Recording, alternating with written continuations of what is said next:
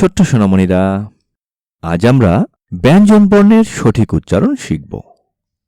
চলো তাহলে শুরু করি। ক, খ, গ, ঘ, উ, চ, ছ, বর্গীয় জ, ঝ, ইয়,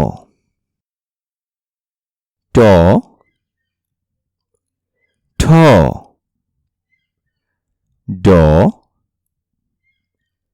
ঢ, মূর্ধন্য ন, ত, থ,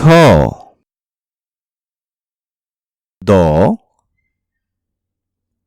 ধ, দন্ত ন, প, ফ, ব, ভ, ম, অন্তস্থ জ, বয়বিন্দু র,